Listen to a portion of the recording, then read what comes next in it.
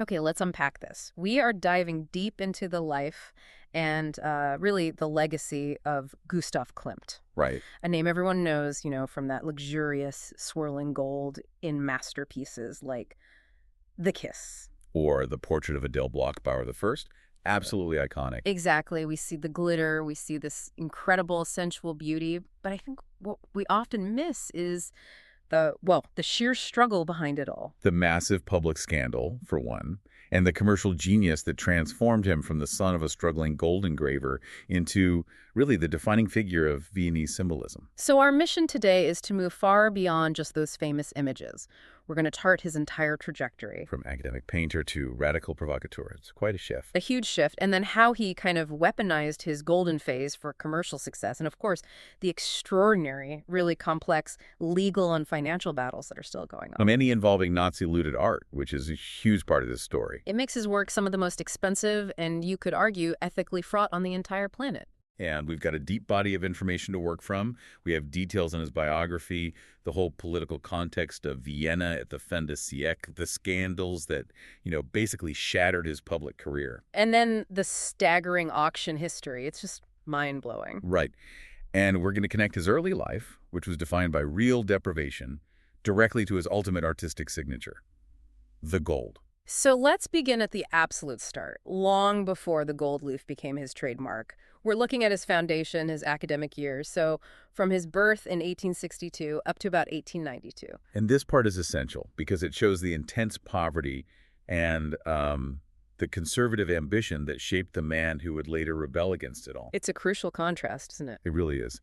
Gustav Klimt was born in Baumgarten, which was a very working-class suburb just outside Vienna, back in 1862. He was the second of 7 children. And life for the Klimts was not comfortable. We're talking about genuine, persistent poverty here. That's right. His father, Ernst Klimt the Elder, was a gold engraver, a craftsman from Bohemia. And it's important to understand that in the rigid class structure of the Austrian Empire, a craftsman like that, even a highly skilled one, really struggled financially. They were providing these decorative services for the wealthy, but they were often living, paycheck to paycheck. And this financial stress meant constant instability for the family. Constant. We know that between 1862 and 1884, they were forced to move at least 5 times. Wow. Just constantly seeking cheaper rent. This wasn't just, typical urban movement. It was a visible sign of distress, always chasing affordability. But the artistic talent in the family ran deep. I read it was fueled by their mother, Anna, who had her own unfulfilled ambitions as a musical performer. That's right. And that artistic drive, it manifested in all 3 of the sons, Gustav, Ernst, and George. You can see the earliest signs of his artistic life right there, in that humble home. His siblings often modeled for his first sketches. But that struggle was also underscored by some profound family tragedy. Yes. Early grief definitely shadowed his youth. We know that his 5-year-old sister, Anna, died after a long illness. And then his eldest sister, Clara. Clara tragically became mentally disturbed, obsessed with religion. It was a condition she never recovered from. And their mother, too, is reported to have suffered from these frequent, deep depressions. God, to think of the psychological weight in that crowded, constantly moving household. Such a raw, difficult foundation for a man who would become famous for art, defined by, ecstatic sensuality and wealth. It certainly infuses a psychological depth into his later work that, pure academic training just couldn't provide. But initially, his path was strictly conventional. Oh, completely. His drawing talent was recognized early on in his basic education, the Bürgerschule.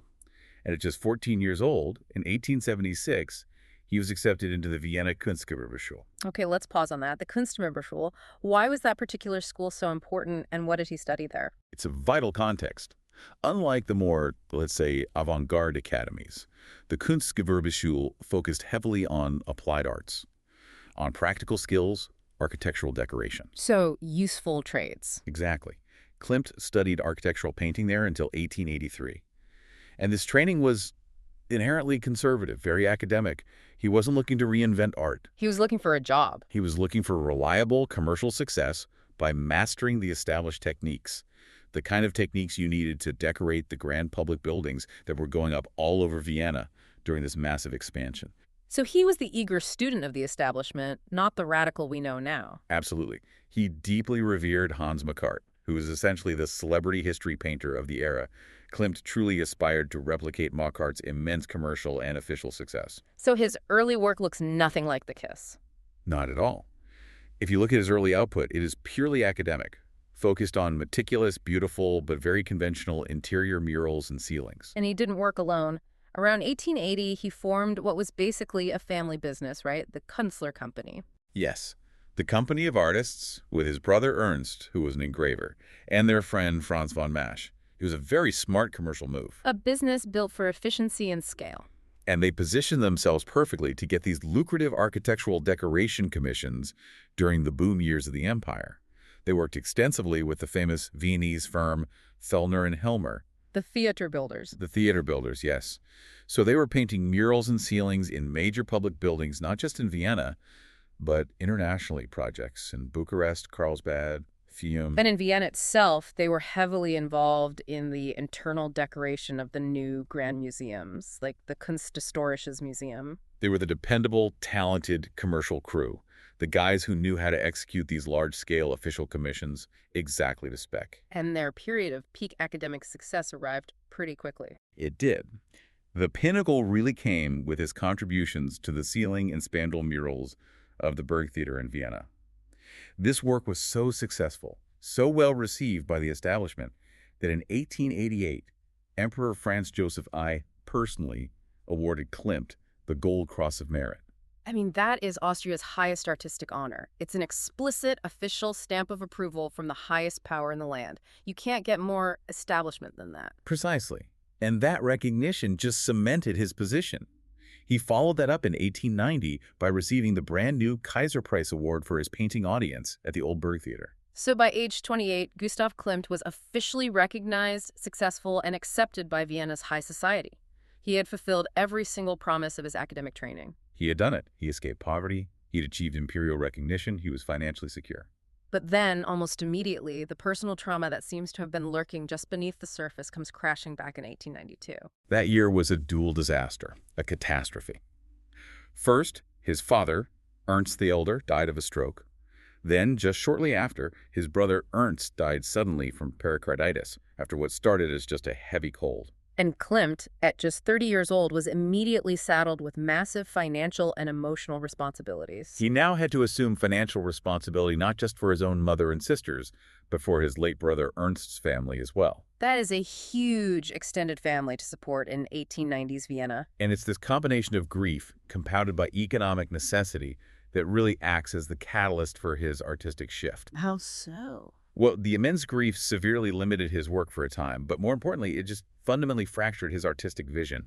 The sources detail how this trauma forced him away from that safe, conventional academic style and towards a profoundly personal, deeply symbolic aesthetic. He was no longer painting for the emperor. He was painting for himself, driven by loss and obligation.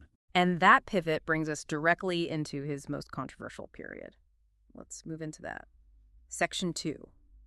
The radical transformation. We're talking secession, Nuda Veritas, and the university scandal.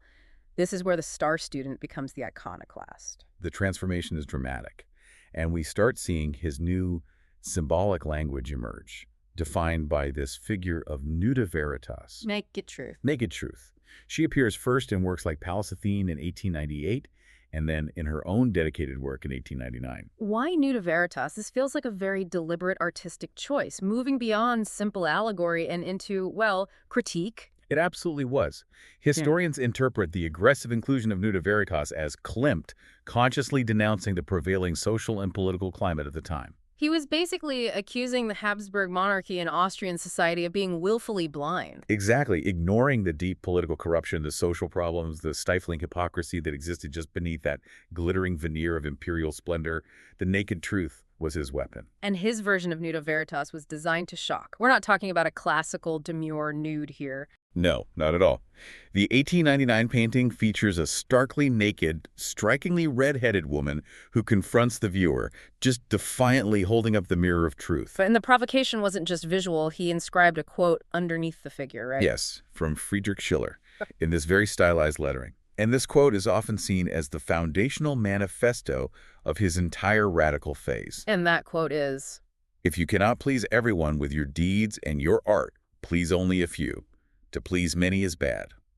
Wow, think about that. The man who had just won the Kaiser Prize for pleasing everyone is now explicitly rejecting popular mainstream approval. He chose elitism and intellectual honesty over the commercial safety he had just spent his entire life trying to secure. This philosophy is what fueled the creation of the Vienna Secession movement in 1897, where Klimt was a founding member and the first president. What was the driving force behind this artistic revolution? The secession was a direct revolt against the institutionalized conservative art establishment of the day, the Künstlerhaus. They had three clear, aggressive goals. First, they desperately needed to provide exhibition space for the unconventional, talented young artists who were being routinely rejected and ignored by the establishment. So, creating a parallel system. Precisely. Second, they aimed to bring the very best of contemporary foreign art to Vienna, which was culturally lagging behind places like Paris and Munich. They wanted to inject new ideas into the city. And third, They published their own magazine, Versacrum, Sacred Spring. Sacred Spring, yes, to showcase their members' work and aesthetic philosophy. And the magazine itself was an art object, using radical, often sparse, graphic design. What's fascinating about the secession, unlike so many other movements, is that it didn't mandate a specific style. No, it was a big tent movement focused on freedom of expression. They declared no manifesto defining a single aesthetic. You had naturalists, symbolists, and realists all coexisting, united only by the goal of breaking free from the suffocating conservatism of the past. Their symbol was Pallas Athena, the Greek goddess of wisdom and arts. And Klimt painted his own radical, almost aggressively modern version of her in 1898, crowning her with a Medusa face. Art, wisdom, justified rebellion, it was all there. This defiant attitude meant that the conflict with the establishment wasn't just theoretical, it was personal and public. We even see this in the titles he wanted to use for his work. You're referring to the 1902 painting Goldfish. Right. It showed a very stylized, frankly provocative, naked woman just flaunting her posterior towards the viewer. And Klimt's initial aggressive choice for a title was? To my critics, it was so openly hostile that his friends had to intervene and convince him to use the more innocuous, though still charged, Goldfish. The animosity was boiling over. And this hostility reached its catastrophic, career-defining peak with the university ceiling paintings controversy. This was arguably the most significant turning point of his career. It was a spectacular public failure, even if it led to his ultimate artistic freedom. In 1894, before the secession, he and his former partner, Franz von Matsch, were commissioned to create 3 faculty paintings: philosophy, medicine, and jurisprudence. For the Great Hall of the newly built University of Vienna. And the expectation was traditional allegory, right? Think classically draped figures representing abstract concepts like knowledge or healing. Exactly. The expectation was safe, uplifting, patriotic allegory suitable for a major imperial institution. But when Klimt delivered them around 1900, the reaction was immediate, visceral, and overwhelming outrage. From everyone. Everyone, the press, politicians, academics, religious leaders, all united against them. They were instantly dubbed pornographic. What did they actually look like, and why did they provoke such a strong reaction? Klimt had completely abandoned the high-minded allegorical tradition. In philosophy, instead of presenting the clarity of knowledge, he showed a swirling vortex of humanity floating, confused, despairing figures reaching toward the cosmos. Very dark, chaotic, and frankly pessimistic about human endeavors. And medicine. Medicine was perhaps even worse in the eyes of the critics. It was supposed to celebrate healing, but Klimt presented a tangled mass of living and dead bodies, all vulnerable, naked, and often sexualized, floating near a skeleton. Wow. And his central figure, Hygeia, the goddess of health, was completely isolated from the chaos, almost useless. He seemed to suggest that medicine was helpless against the ultimate fate of death and suffering.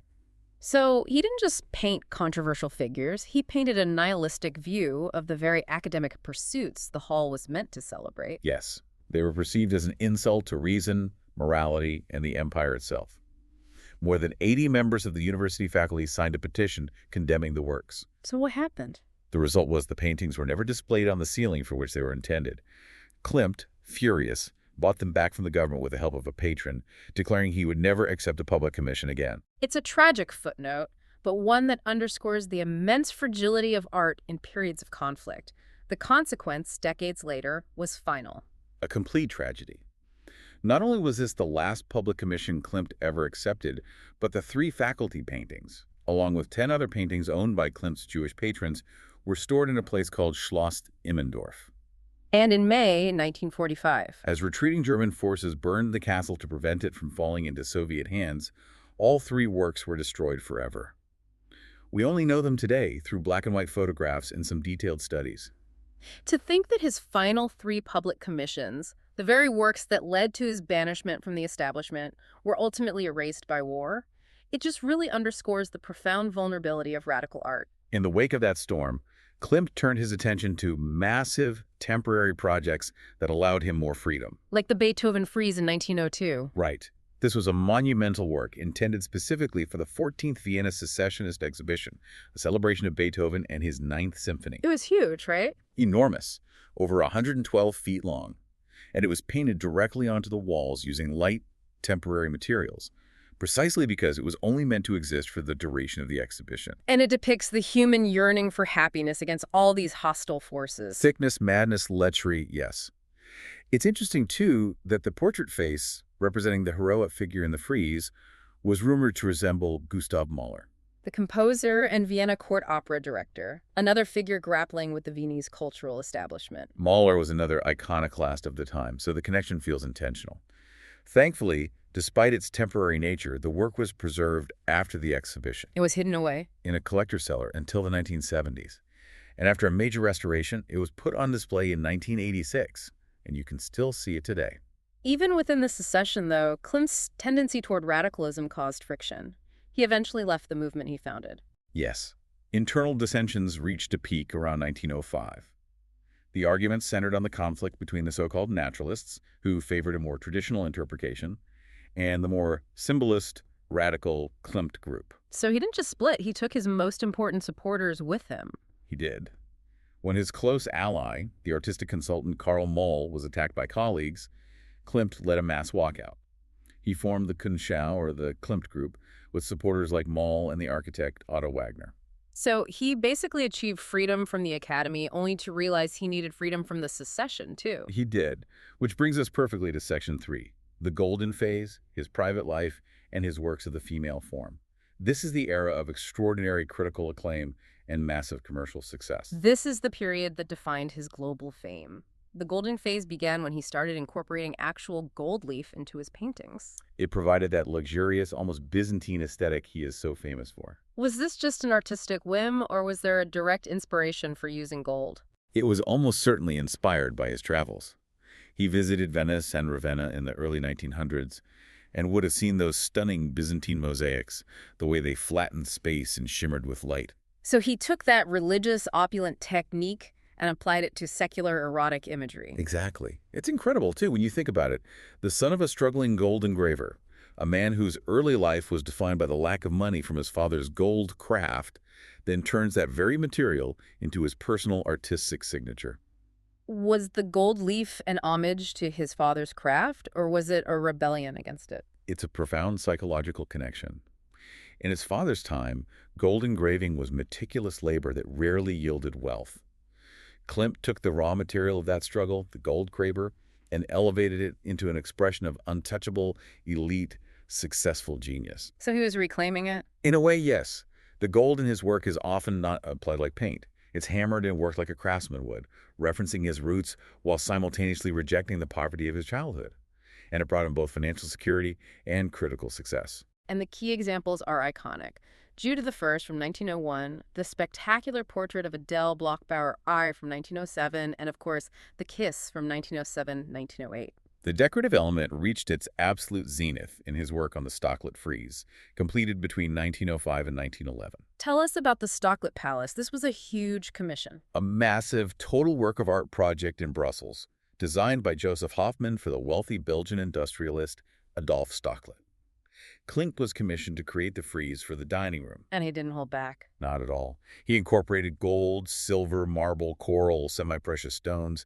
It was applied art taken to its most extreme, luxurious conclusion. And Klimt viewed his panels for the Stocklet Palace, especially Fulfillment and Expectation, as the ultimate expression of his technique. He called it probably the ultimate stage of my development of ornament. It was the ultimate intersection of fine art and applied arts, a manifesto of the Gesamtkunstwerk, the total work of art that the Viennese modernists sought to achieve. Beyond the gold, Klimt defined himself above all else as the painter of women.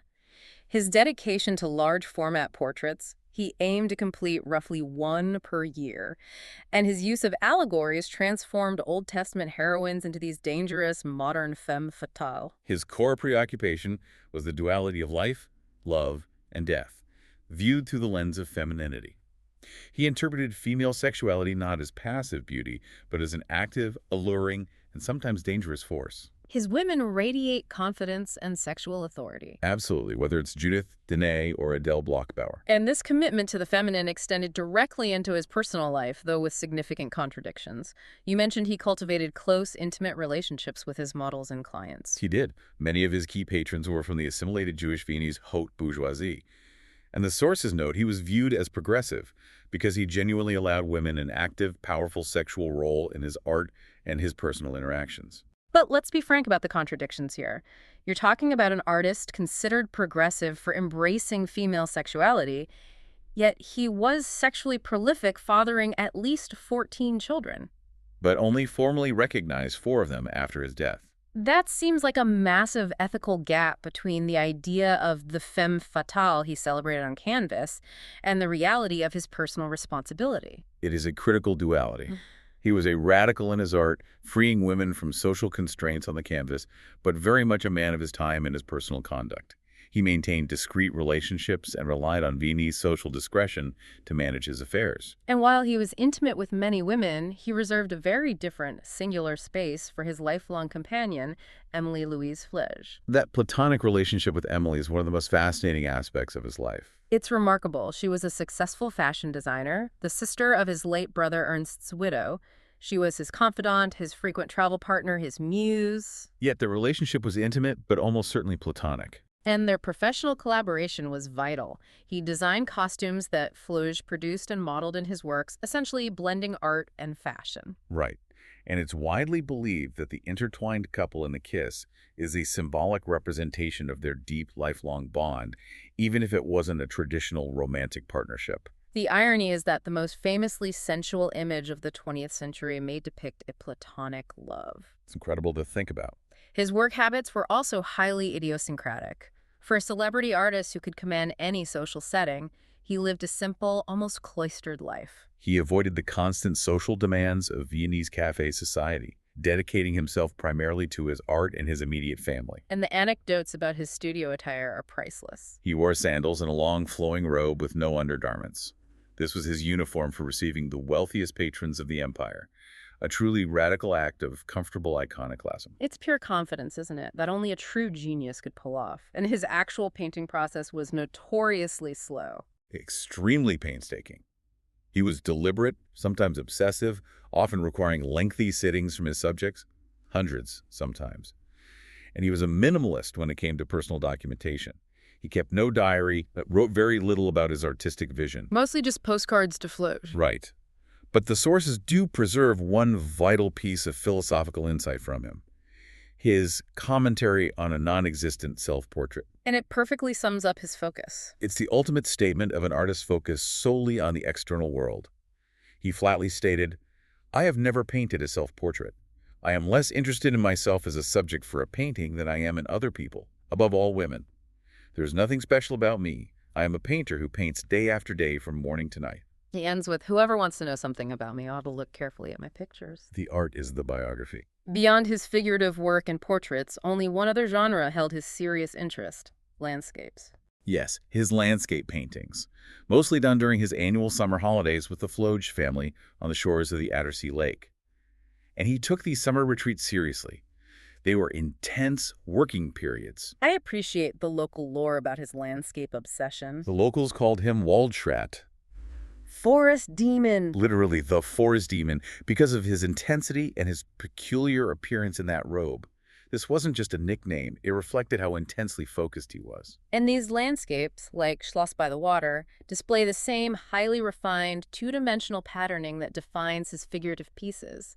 They feel so intense and flat at the same time.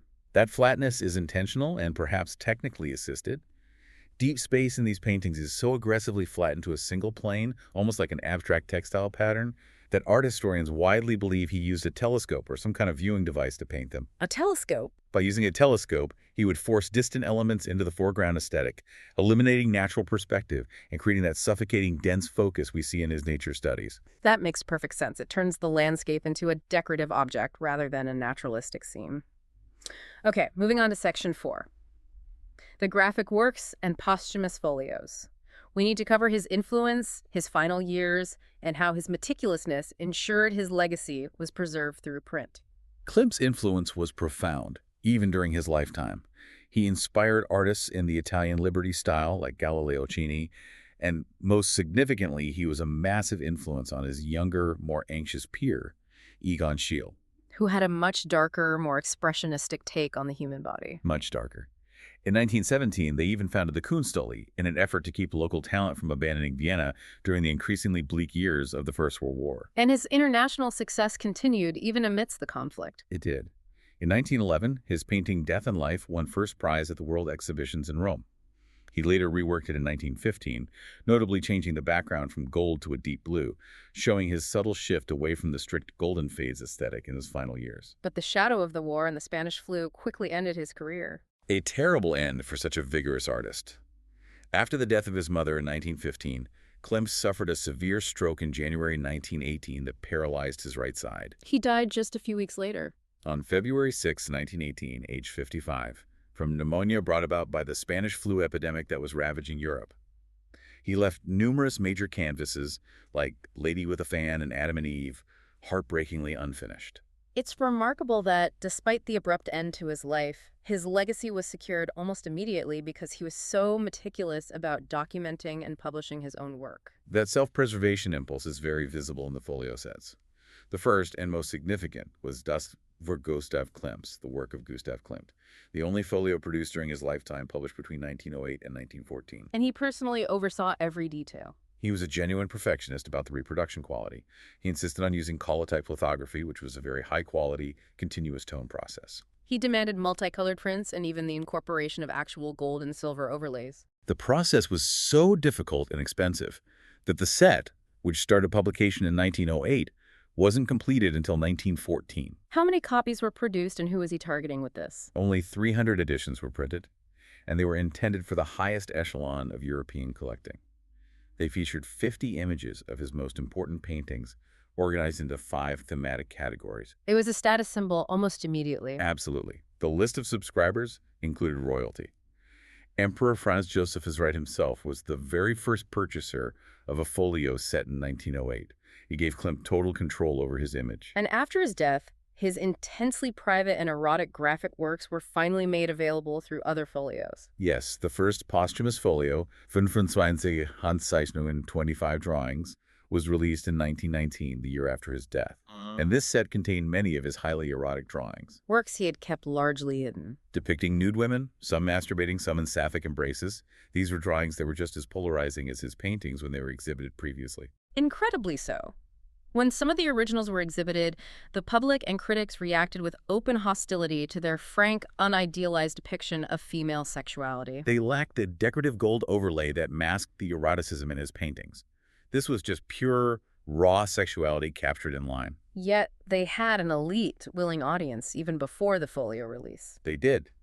15 of his more lurid drawings were selected by a Viennese poet for a private press book. It was highly limited, providing Klimt with a protected, censorship-proof avenue to show his most explicit depictions to a small group of highly affluent, mostly male private patrons. So his eroticism was always walking this tightrope between public scandal and private high society consumption. Always. And the final major folio, Gustav Klimt, An Aftermath from 1931, serves as this poignant artistic archive. It was intended to finally complete the work of the first folio. Right, and it served a vital role by including detailed images from destroyed works, like Hygeia from the Lost Medicine mural. And it also contained reproductions of several unfinished paintings. It's a somber record, preserving the memory of masterpieces that would later be physically eradicated. This systematic preservation, intentional and accidental, sets the stage perfectly for Section V, the high price of legacy. Auctions and restitution. Klimt's name is now, functionally inseparable from astronomical wealth and these profound ethical battles over Nazi-looted art. The wealth involved is just staggering, and it shows the relentless global demand for his work. Klimt's paintings consistently command the highest prices in the art market. Even A Quiet Landscape, Landhouse in Attersee, sold for over $29 million back in 2003. That's 2003 money for a landscape, but the real pivot moment came in 2006, which completely redefined the scale of the art market. The sale of Portrait of Adele Bloch-Bauer the Surth. It changed everything. Ronald Lauder purchased it for the New Gallery in New York for $135 million. At the time, that was a world record for the highest reported price ever paid for painting. Momentarily surpassing Picasso. This wasn't just a sale. It was a cultural event that signaled Klimt's entry into the ultra-elite echelon of globally valued artists. And the prices have only accelerated since then. His final unfinished work, Lady with a Fan, sold in London in 2023 for over $108 million US. Setting the record for the highest-priced artwork ever sold at auction in Europe. And that's an unfinished work fetching 9 figures. But the latest data point is truly jaw-dropping. Just recently, November 2025, the full-length portrait of Elizabeth Lederer sold at Sotheby's in New York for $236.4 million. $236.4 million. That set a new auction record for Klimt himself, a record for modern art sold at auction, and placed it as the second most expensive artwork sold globally at auction, behind only Leonardo da Vinci's Salvator Mundi. The market is treating Klimt like an old master. Exactly. But these astronomical valuations can't be separated from the immense historical weight of the works. No. Many of Klimt's most significant pieces were owned by his Jewish patrons, and they have consequently been at the epicenter of long, high-profile legal battles over Nazi-looted art. The ethical provenance of the work is now a fundamental driver of its value. The most visible example globally is the Altman case, dramatized so successfully in the film Woman in Gold. Maria Altman, the niece of Adele Bloch-Bauer and her co-heirs, fought the Austrian government for years to recover 5 paintings stolen by the Nazis. The legal fight was incredibly complex, even reaching the U.S. Supreme Court. And the eventual recovery of those 5 restituted paintings, including Adele Bloch-Bauer III and HA, resulted in a collective sale value of over $327 million for the heirs. It proved that justice, even decades late, could deliver monumental financial returns. And that restitution process is far from over. Thought. Not at all. It highlights the difficulty in tracing provenance for works that passed through many hands during the war. Take rose bushes under the trees. France only recently agreed to return this work to the heirs of Nora Stiasi, a Jewish art collector who was forced to sell it before being murdered by the Nazis in 1942. The complications don't just involve sales, they involve errors, too.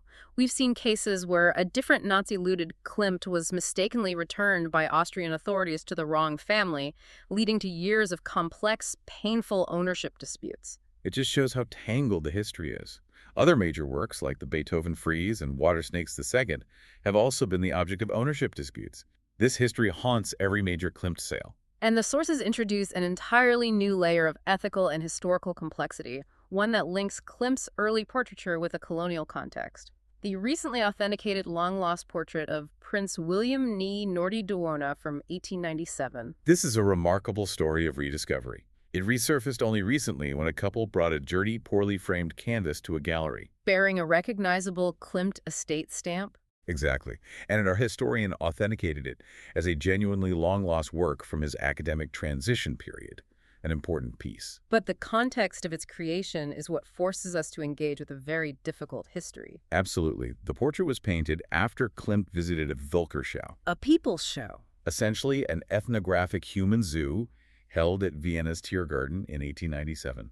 Prince William D's Nordi Duona, an Osu prince from the Gold Coast, modern Ghana, was among 120 members of the Osu community being displayed there. So Klimt, the artist who claimed to be interested only in capturing the truth of other people, created this portrait in the setting of a colonial-era racial exhibition. This discovery forces a critical lens onto the sources of artistic inspiration in turn-of-the-century Vienna. It demands that we look beyond the glittering gold and ask, what was the true, often uncomfortable cost of artistic inspiration in Vienna at that time? And the legal troubles for this rediscovered portrait continue right now. They do. The painting, now valued at an estimated 15 million euros, is currently embroiled in a legal dispute. Viennese prosecutors seized the painting at the request of Hungarian authorities, who allege it was improperly exported. So even a newly authenticated piece immediately enters the familiar Klimt cycle of high value, complex provenance, and legal contention. The story of Klimt's art really is the story of 20th and 21st century wealth, power, and geopolitical struggles. Let's wrap up by reflecting on his colossal cultural footprint today. His popularity is undeniable. His 150th anniversary in 2012 prompted a massive citywide commemoration in Vienna, with exhibitions across at least 10 major venues. They celebrated him by opening his last studio to the public and inaugurating the Klimt Centrum at the Attersee. And this commercial appeal has been leveraged by governments. The Austrian Mint, for instance, began a 5-coin gold series called Klimt and His Women. His imagery is pervasive, crossing into high fashion as well. Designers like John Galliano for Dior and Alexander McQueen have famously cited him as inspiration. And we see his influence even in the most important contemporary portraiture. Critics have noted the clear influence of Klimt, especially the portrait of Adele Bloch-Bauer I in Amy Sherald's 2018 portrait of Michelle Obama. Really? One commentator even pointed out the visual similarity between the patterning and the work designed by Klimt's own muse, Emilie Flöge. His aesthetic has transcended his own context to inform modern identity and power. Okay, let's synthesize this massive deep dive into Gustav Klimt. We've traced his journey from a childhood defined by poverty and loss, training rigorously to earn the Emperor's Gold Cross of Merit for academic architectural painting. He then fundamentally tore up that imperial contract.